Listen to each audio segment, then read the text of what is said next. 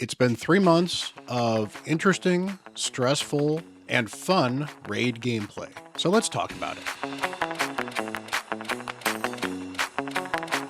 Hello, everyone. Bront, CatHerder here. We are having some fun talking Raid Shadow Legends. We are here on the Free to Paws account, and this is probably not going to be the last video, but this is certainly going to be the last video of the Hell Hades free-to-play challenge series because, well, the challenge is now officially over. And for those of you who are not familiar with it, I did not win. Now, I say that only because I was in the lead for about a month, maybe a little over a month. So in some ways, in my head, it's a bit of a disappointment that I came in second. But looking at it from another angle, over a 3-month competition, I spent more than a third of it as the #1 contender, and I never fell below #2 after getting to #1 is pretty amazing. And I am really, really proud of everything I accomplished on this account. As I've mentioned several times before, we were up against several great content creators. Hell Hades was putting up a good fight towards the end. Dante has done a great job with his account. And Bone, who is the winner, congratulations to him. You took an account, you got some great champions on it, and you made the most out of them, which is what this is all about. And that's really kind of what I need to look at for this thing. I can be disappointed that maybe I didn't come in first, but at the same time, I made the most out of an account and out of the champions that I had, and did so amazing that there was nobody close to me in second as much as I was so close to Bone in first. And that is absolutely amazing,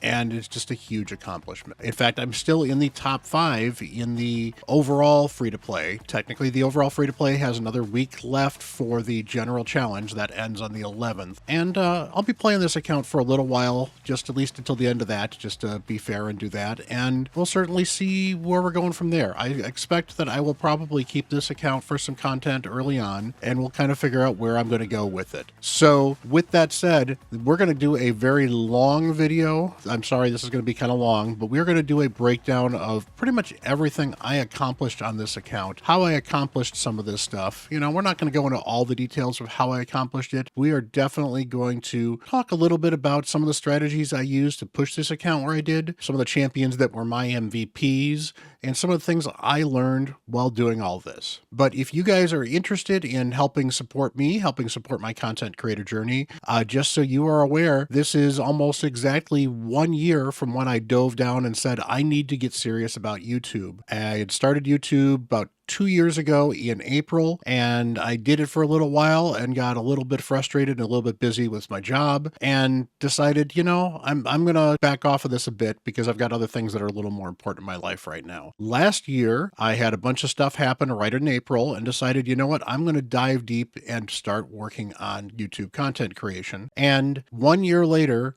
I've got nearly 3,000 subscribers. I have had a ton of support. I've done collabs with some of the best in Raid, and it's all been thanks to you guys who have been supporting the channel, and I really do appreciate all of that stuff. If you want to keep on supporting me, hit that like button, smash that subscribe button. You guys are absolutely amazing. I really do appreciate you.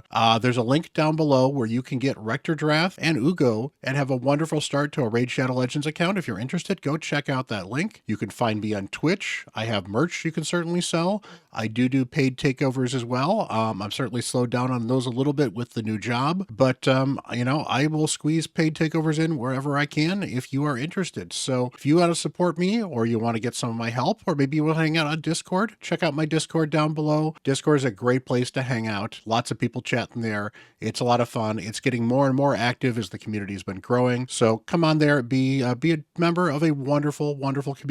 The Raid community is probably the best in gaming, and I really do mean that from the bottom of my heart. So without much further ado, let's actually get into why you guys are hopefully here. Let's go talk about my account. Now, as a Faction Wars guy, I think one of the more important things that I wanted to make sure I could do was Faction Wars. And unfortunately, this clear was the day after we ended. Well, actually the night of. So I managed to clear Undead as the first faction on this account. And I guess it's no real surprise. I've got 2 legendaries in there. Frozen Banshee's a really good champion. Husk is a beast, and Gorgorab keeps everyone alive. Honestly, Fabian is probably the MVP in Faction Wars. Fabian almost single-handedly controls everybody on the other team. Combined with Morgaine, I have so much turn meter control between the two of them, just those two, not even including Gorgorab, that I only needed Gorgorab for the boss to do a single revive. And otherwise, Gorgorab was able to, unbooked, keep everyone going, get the increased attack up, and Fabian and Morgaine combined, managed to get the boss on this to only have, I think, 3 turns total. So obviously 14 minutes, I kind of was grinding this on, manual. I was going very slow because I was trying to be very cautious. I could probably do this a little bit faster. Stage 20 is fully automatic, although that's still about 6.5 to 7 minutes. This team is absolutely amazing. And this is not the only team I almost cleared in Faction Wars. Let's go for Faction Wars first. Take a look at that. I think Faction Wars is a great way to break down my roster a little bit. So just looking at Faction Wars, I managed to get 640 3 stars, I believe, is what I actually ended up with. I've got the 649 now, but I managed to get 6 more on the Undead. As you can see, I finished the Undead right here. Sylvan Watchers, I was very, very close to finishing. The problem that I have with Sylvan Watchers is that I have so much wave control that the waves are easy to deal with, but I don't quite have enough healing or enough damage to really deal with the boss particularly well. So, and unfortunately a lot of my control is through freezes with Creodin. So Sylvan Watchers, the boss, is certainly going to be a bit of a project. I'm going to have to invest in a damage dealer or 2. Probably need to get Ruella up to 6 stars and fully book her. That would be the easy option and then probably help control the boss quite a bit. That boss, however, is not a solo boss, so I do need to figure out how to deal with the other ads as well. But again, that's something that Creodin can help with as well. I might also bring Flannan to 6 stars because Flannan has actually been still doing a ton of work on this account, and he's just a really good rare. So if I have to bring a rare to 6 stars, Flannan is one of the better ones I could certainly do. Shadowkin's been doing kind of well, but I don't have a lot of really good superstars in there outside of Taragi, so it's not a huge surprise that Shadowkin's just kind of meh. Dwarves has been doing very well. I had to 6-star Morrigan as one of the last 6, the last 6-star I made during the competition. I was kind of hoping to do Arbiter. It didn't work out very well, but with Morrigan, I have Geomancer and I have Phylgia, but I don't have any real major healing outside of a Master Butcher, so that's really going to be a problem for Dwarves until I can get some kind of healer or reviver, and then I can certainly make a significant push towards Dwarves. But, Geomancer and Morag and Master Butcher, not a bad core 3 right there, and Phylgia takes a pretty decent damage dealer as well. Bannerlords was a huge struggle for me until I got Giscard. Giscard has helped me push Bannerlords as the last faction I didn't get past stage 7, so that's helped quite a bit. I also have Seneschal on that team too, but Seneschal isn't a damage dealer. He's a good support champion, but he requires other people on the team to really be good. And I didn't have that until I had Giscard, so that that's working. Barbarians, Skytouch Shaman's been kind of fun, but she is kind of frustrating to work with. Other than that, I've got just random champions I pulled for the most part, so War Maiden doing some work there. Some other rares I've got, Haikatoon doing some work there too. Once I get Syl, that'll become pretty easy, but I'll certainly need to figure out where the damage is coming from, but Syl might bring so much support that it won't matter. Sacred Order, don't have a lot of support there. I've got Alice doing a ton of work. I've got Templar doing a ton of work there. After that, I just don't have a lot of support. I could build Adriel maybe, but she needs a lot of investment to be usable as a higher end support. I've got Mistress of Hymns, but now with the new login champion coming, Mistress and Hymns seems like a really bad investment, so I don't expect to be investing in her. Sacred Orders will come, and in fact, I think Sacred Orders will probably get solved the moment I get that free login champion. I think that will be absolutely amazing. So, that's my plan for Sacred Order. High Elves, I've been building some damage. A lot of it's been investment. I did just pull a Skaramis on the final day of the challenge. Obviously, I didn't invest in him because he wasn't going to help me right then and there. But Skaramis, combined with Vergis, combined with Arbiter, and combined with Reliquary Tender, should give me a very solid team, and then I just need to find a 5th, which is probably going to be Selenia Nightcloak. She does decent damage for a rare. She brings the burns. Once I make her 5-star and just kind of build out Skaramis as a 5-star, I think that should be fine for High Elves. I might need a 6-star a damage dealer of some kind, but Light Ward is actually a really good epic. I've been enjoying using her, so if I have to 6-star her, I'm not going to complain too much. Orcs were a weird faction. I did really well on them early because in addition to Tagore, I pulled a Old Hermit Jorg and a Trumbor really early on, and then I got a good soul for Gallic and got Gallic recently. So I need to finish building Gallic. He may end up being a 6-star as a damage dealer.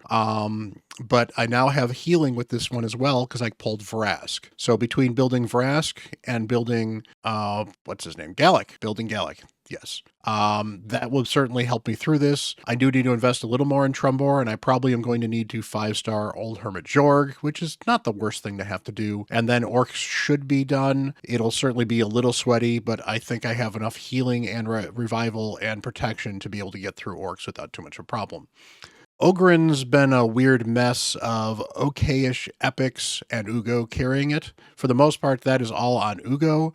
I do have a gear grinder, but without any other real damage dealers or champions I want to invest in Ogren, I have not invested in gear grinder. Once I get an Ogren that feels better than what I've got to invest in, and honestly, that could easily be just a Bellower, or maybe it might be as late as Grush the Mangler. Something like that will help give me enough damage and other support to push the Ogren tribe, and then I'll build gear grinder, and then Ogren should be just fine with Ugo. Demon Spawn's been great with Tyrants. Still don't have a ton of extra support around Tyrants, so it's a lot of rares like Abyssal. Marquess has been doing a lot of work there. Diabolist is certainly doing some work there, and I think it's Infernal Baroness. I think I put her to 5 stars just to get a little extra damage and something. It's a bit of a mess. I need better champions overall, but I probably just need one other banger of an epic to probably support that one. That one's really rough though without a reviver, and that one is also very rough on the Valkyrie waves if you don't have some way to prevent the Valkyrie waves from doing something. Obviously, we fixed Undead Hordes. Undead Hordes was easy with Fabian. Fabian made it really easy, but Morgaine also made it really easy, and the combination of the two of them made it a breeze to get through with just a little bit of damage support. Husk, I am really glad I built Husk out. I rushed him towards the end because I felt he would be a good damage dealer in Hydra, and he was, but it was a great way to push through Undead Horde as well. He's been really good as far as a damage dealer is concerned. He was doing stuns on the waves as well. I have so much control in Undead, it's easy to auto any of those floors. Skinwalker is almost all Monkey King, so Sun Wukong has been great in Skinwalkers. I do have the Reviver, the Rare Reviver. I kind of like him.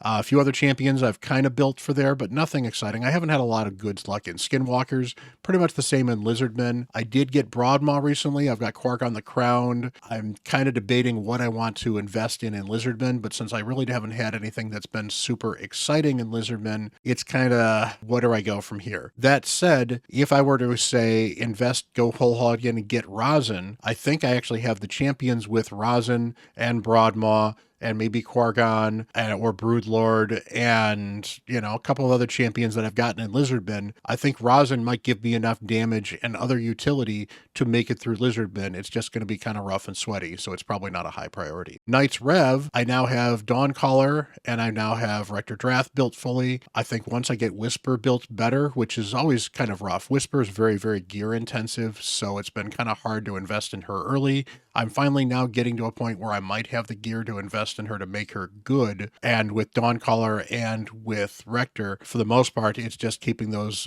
those two keeping everyone else alive. Dawncaller does need some investment because I think she's only a 4-star 40. So definitely need to get her at least a 5-star. She's an absolutely amazing champion as well.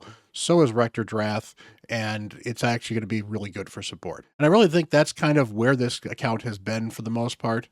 Finally, I guess we should go back to Dark Elves, which I did manage to skip. Dark Elves, I've got 2 Cold Hearts, I've got Fang Cleric, I have Kale, and I've got Durandil. So I've actually got 4 60s in my Dark Elves, and I've got Fang Cleric. And Fang Cleric probably needs some better investment in. I probably need to book him. And I definitely need to build him in better gear if I really want to have him be the support I need. But he just doesn't heal enough. He doesn't quite bring enough other way around. What I really would like is another support champion to swap out for that second Cold Heart. So if I could, honestly, a Painkeeper would be absolutely amazing for this faction. Painkeeper brings a ton of heals. She brings an AoE that I can put stun sets on. She brings the skill reset, which is useful. With a Painkeeper, I can make this faction work with Fang Cleric. So that's my faction wars. It's a lot of points to get in less than 3 months. And we're cruising towards Lydia. Obviously, some factions just kind of need to pull champions, but that's really where the early game is at. But it's been fun building some of these faction wars. So let's take a look at some of the other areas of the game where this account has actually done really well. Taking a look at Hydra, I managed to 1-key hard Hydra. Absolutely amazing. I never thought I would actually be doing that much damage in less than 90 days. As you can see, Husk did a ton of damage, but Tyrant really was the MVP here. And pulling Alice out for Tyrant enabled so much. Tyrant really needs Brimstone, and it would help my account tremendously. So as soon as I can get a blessing for him, Tyrant is going to launch this account into the next level. But just in doing all the burns, being able to occasionally do that ally protection, he does definitely need to be manual because I don't want ally protection up all the time. But that increased defense and ally protection keeps everyone alive so well, it's really kind of hard to underestimate how good that is. And he enables Husk to do the damage he does and Geomancer to the damage he is. And it kind of shows you that you really want to have more than one pure damage dealer in an account that is doing damage to Hydra, kind of at this level. And other than that, it's just, you've got 3 supports here. I got some sort of provoke with Husk, was definitely helpful. But honestly, the best runs I was doing were where I didn't have to worry about, basically I got lucky with some of the heads. So we got rid of some of the heads I was struggling with. We definitely had the fear head up most of the time, which is honestly the biggest problem that this account still has. Rector Drath is great for Veils, but because they're conditional, they're not always on. And, it's just kind of hard to deal with that head. But we managed to mitigate the damage head for a while, and then the damage head went away. We didn't have the cleansing head for too long, and by the time we did, I was able to kind of control it, or I was already so far along that the key was pretty much done. And it definitely took a long time. I think I spent over an hour running these keys to get the best I could on stream yesterday when I was streaming this on Twitch. And it was fun. It was definitely an exciting experience to get through Hydra. Doing this, I've been one of the top Hydra keys for a long time, and Geomancer does do a lot of heavy lifting. But as you can see right here, Geomancer was not the star of the show. He was just one of the cogs in a wheel of a well-greased team. And that's, again, where good champions can help an account. Great teams make an account. Unfortunately, I cannot 3-key Force Ultra Nightmare. I can 3-key Magic, and I can 3-key Spirit, and I cannot touch Void. So it is what it is. So my ability to hit Ultra Nightmare kind of depends on what's going on here. That said, I got my best Nightmare score recently at 46 million, which you can't see because I am in the way. Let's go do that. There we go. So I've been 1-keying Nightmare kind of consistently. It's not quite 100% yet. I don't do it on Force, obviously, and I never get to here before it's an affinity, which is great because this clan has been very helpful for me from that perspective. So yeah, it's definitely some progress here. I did roll up some of this gear recently, so it's possible just between rolling on up or glyphing, or maybe even just some of the additional changes I have made to the account in throwing in things in the Great Hall, then hey, we might be finally moving towards getting a more consistent Ultra Nightmare team. Brimstone, again, very important. Once I get Brimstone on Tyrant, that's probably another 5 to 10 million on Nightmare, and maybe another 5 to 10 million on Ultra Nightmare, making that an easy 3-key and a possible 2-key, obviously, if I'm hopeful. So again, I'm looking for souls, and that's something I'm working on. Talking just a little bit about dungeons, Iron Twins really has been one of the keys, I think, to my success. I was grinding Iron Twins whenever I could, about as high as I reasonably could. So what I basically was doing is, if I could farm stage, 3, that was fine. I was farming stage 3 early, even if it took 3 days to get a soul. Souls were so important and so many extra stats. It was just hard to kind of ignore. Pushed to level 6 pretty early on. Everywhere I'm at least level 9. On this particular stage, I can farm 12 almost 100%, close enough to 100% that I'm pretty much just farming 12 on Magic. I can't quite do that on Spirit, and a lot of it is because Most of my champions being magic, the spirit one ramps up a little faster than I might like otherwise. Force is definitely kind of hard, so I do a stage 9 on force, and void, I think I can get to stage 10 or 11, but 9 is safe, so I've been running stage 9. And pretty much here, there's no reason to farm stage 10 over stage 9 other than the fact that if you want to get more of these as fast as possible, from an energy standpoint, you're just better off farming this stage 9. Once you get to stage 11, then the jump makes some sense. So you want to jump 2 stages up where the energy kind of crawls up, especially here with this particular one where stage 11 starts getting you some of these extra coins as well. That can be very, very helpful, and that is a big change in account for your ability to purchase souls. Souls have been absolutely critical, as I mentioned, for the way this account has been performing. I've got stuff to sell here if I need to. I've got plenty of the coins here, so if I need to buy a soul here, I can buy almost any soul I want to here now pretty safely at this point in time, which is good. And it is a great way to progress your account. Having souls on champions has been very helpful in Arena, has been very helpful in getting past other stages as well. So it is definitely a good idea to go focus on those souls. As far as the other dungeons are concerned, no one really cares about the force keeps. These have been level 20 for a long time. Minotaur, pretty much I can solo Minotaur with, what's her name, Alice, and food. These 2 champions are built, so this is a pretty easy one, but I can certainly run Minotaur, which is probably where I'm going to spend a lot of my energy now on this round, to kind of shore up some of those now that I'm no longer pushing it to the extreme. Ice Golem, I did manage to get to stage hard 2.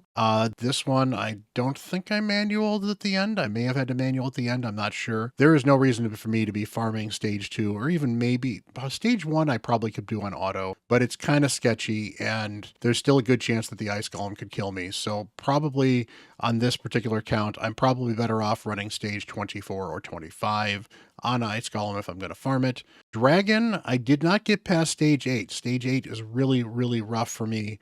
There's just, force just doesn't agree with my teams, and any team I could make just didn't seem to work right. That said, stage 6, this team is 100% a full auto. It runs in 3 minutes, and stage 6 Dragon, not too bad. I was actually farming that a little bit last night when they had the 3x speed gear, so that was definitely nice. Spider, I've got to stage 25. I never could make it past stage 25. The big problem is I do rely on Creodin's freezes a lot, and I didn't have a particularly good solution otherwise. I guess the other option I could have done is I could certainly have moved from him to Taragi and tried to provoke and have Taragi kind of tank a lot of the poisons in the next floor on hard 1. But, it would have been kind of rough because they're going to beat up on my Geomancer quite a bit, and you can't burn this spider. So Geomancer gets out anyway on this stage. So, and then Cold Heart, you can't control the turn meter on this as well. So the Cold Heart is out. Basically, I need to gut my entire spider team to deal with this particular stage. So I just wasn't prepared for that. And maybe I could make some progress in Spider Hard. Maybe I'm fine just farming Spider 25 right now because I can do that pretty consistently. And finally, Fire Knight, I was trying really, really hard with this team here to get through on stage 1 hard, and just couldn't do it. Morag may not be fast enough. Maybe I need to bring Ugo back instead of Rector Drath. I was trying a ton of different teams to see what I could do, and I just don't have a combination of enough reliable freezes to control his turn meter, as well as just general turn meter control to get everybody going faster and move at the right speed to get this done. Somebody managed to do it in like 9 minutes, and that's more power to them. That's something I would probably have to revamp a lot of my champions to do, and I just never managed to do it. On normal, however, I still have the best stage 25 team, and that's fine. So stage 25 is a great place to farm for this. There's not a huge improvement in stage 1. There is an improvement in stage 1 as far as loot's concerned, but it's not a huge improvement. And if this was 100%, in fact, this team here is this team, and this team is great. Very consistent. At this point in time, Cold Heart tends to not die on the waves anymore, which is great. And the waves are slowly but surely getting faster and faster. And as I get different champions and better champions, I'm sure I can improve this even more,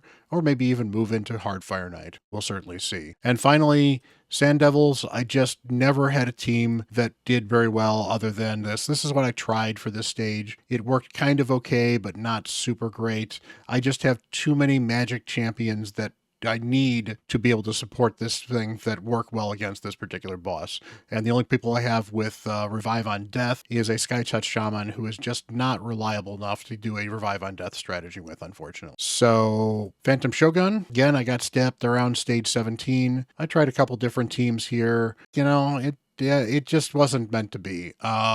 Team works well. It works well versus stage, well, I guess it does work against stage 16, so this will work just fine. I think I had Kale in here instead. Durandil's probably a better damage dealer now. But, I can farm decent stage here. I don't invest a lot of energy in it. I probably should, especially because stage 16 is actually a good breaking point right here. But it would be nice to actually start getting some of these things and eventually put this to stage 25. But I know I don't really have the roster to do stage 25 right now. So those things are nice to do, nice to be able to do. Not really been key to where this account's been. As far as the Doom Tower and Curse City, I have managed to clear, I think it was like 15 to 20 hard floors, and I've managed to clear 75, maybe even 77 or 78 normal floors this last rotation. It literally just reset this morning, so I can't show you at this point. But Curse City has been a place where I've gotten points, at least assuming they were counting, because there was no leaderboard for that, unfortunately. But I did an awful lot of Curse City, and Curse City gave me a lot of really good resources. So I think,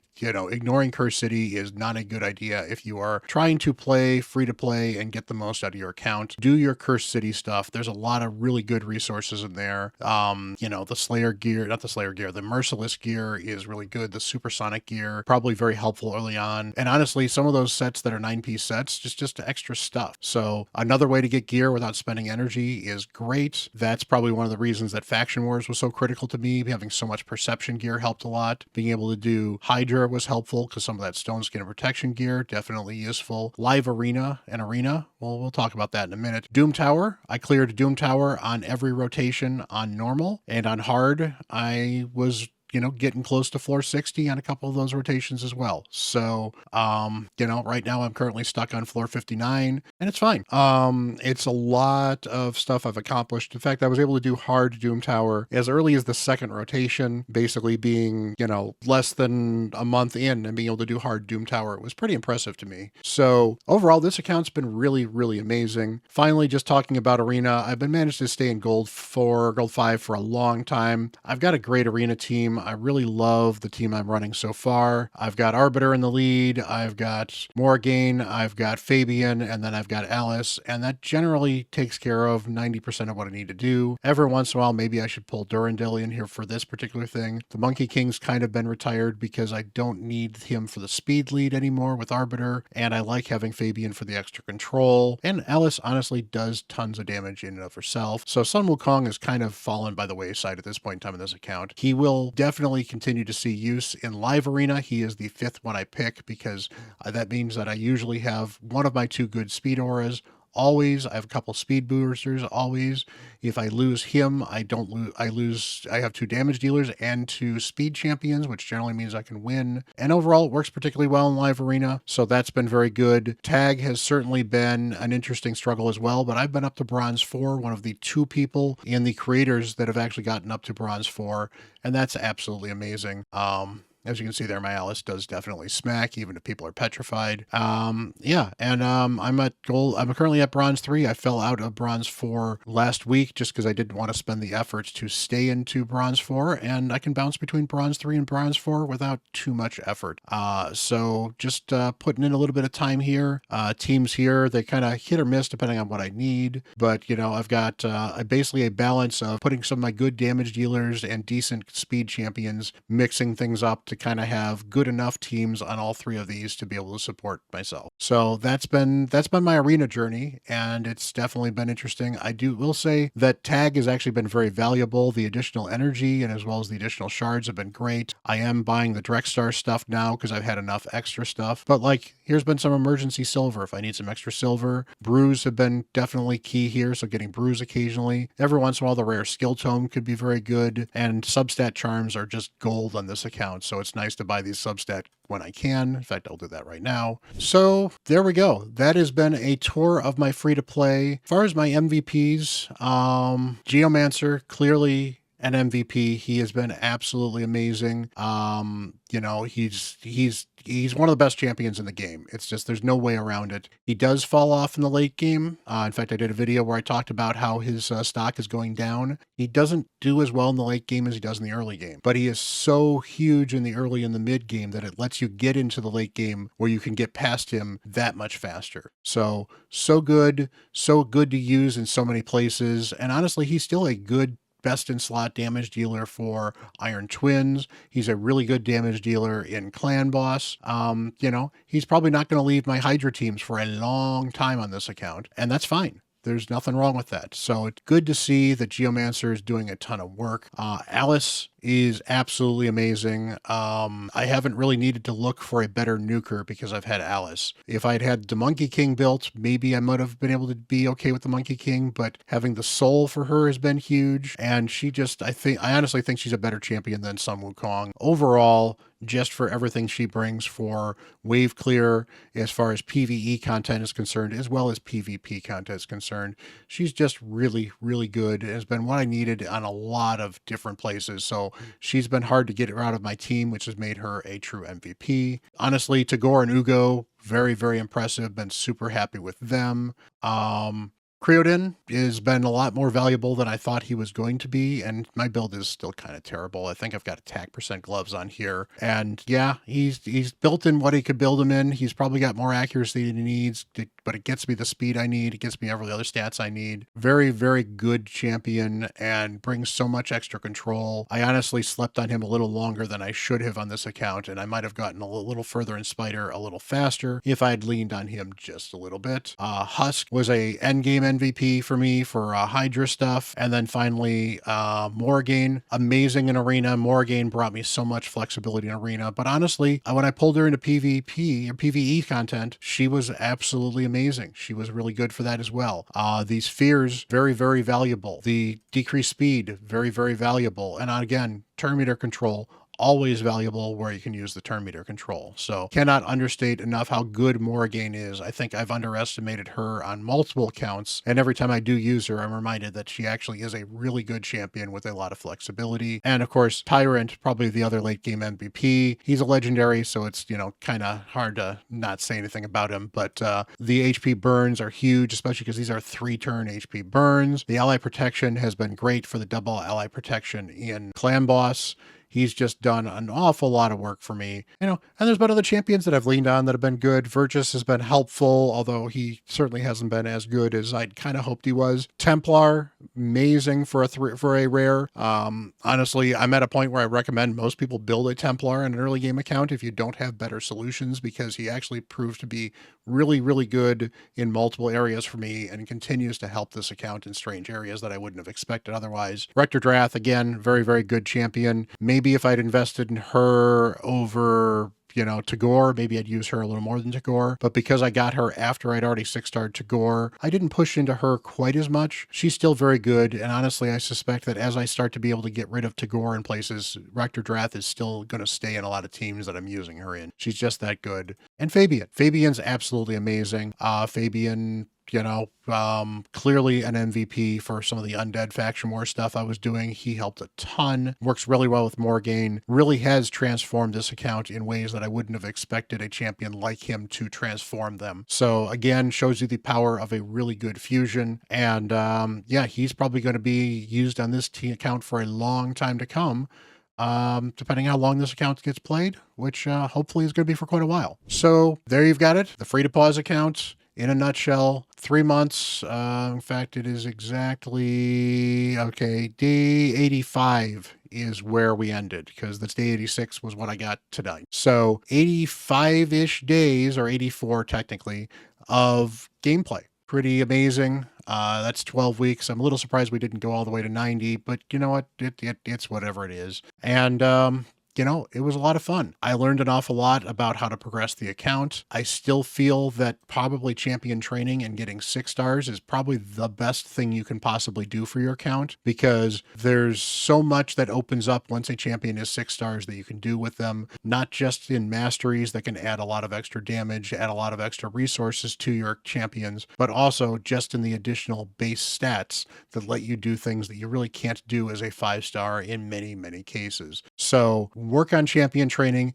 get those 6 stars, and honestly get an array of 5 stars. I focused on just getting people to 6 stars, but one of the things that I found in my final push for Faction Wars is sometimes I just needed to get a couple people to 5 stars that I hadn't bothered 5-starring yet. So I was kind of slacking a little bit on that because of the way the scoring happened, but we're certainly not going for that now. Now, as far as my plans for this account are concerned, I'm going to keep playing for a little while. I'm probably going to start unlocking the gem mine. It's going to continue to be a free-to-play, at least for the time being.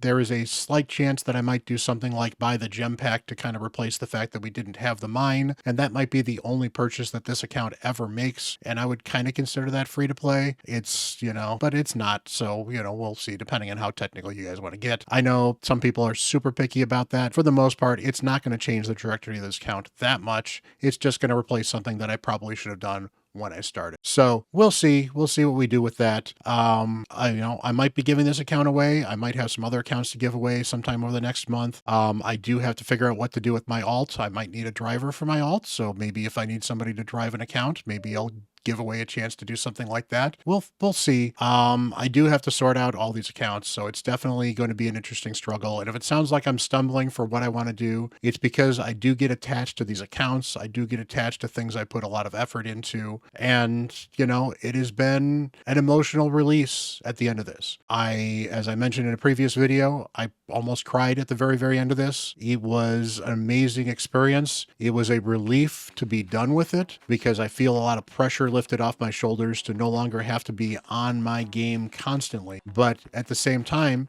it was also just a little bit of a, congratulations for me for getting second place against so many good competitors. I'm still in the top 5 in the overall world view.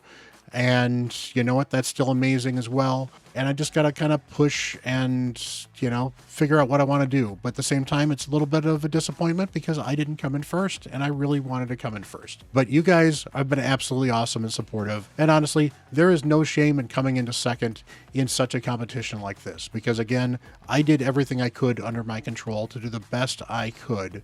And there's a lot of things that are out of my control, both in what other people were doing with their accounts and what I pulled on my account and what other people pulled on their accounts as well. So if you ever get frustrated with Raid Shadow Legends, realize that eventually it will get better. And I say that because even the people that were struggling early, a lot of them managed to come back because of champions they pulled a little bit later. So if RNG doesn't fall your way early, well, you know what? Eventually RNG will favor you. You'll get some good champions. You'll pull something amazing and it will transform your account. And honestly, that's one of the best feelings in the game and Raid, is finding something that transforms your account. And that's probably why the free to play and this early game stuff is some of the most fun you'll have in Raid, because that's the time when champions seem new, champions seem fresh, and it's easy to pull something that can be account changing. So hopefully you guys have had some fun. Let me know in the comments down below what you think I should be doing with some of these accounts, what you want from my stuff in the future, what kind of content you're looking for from me.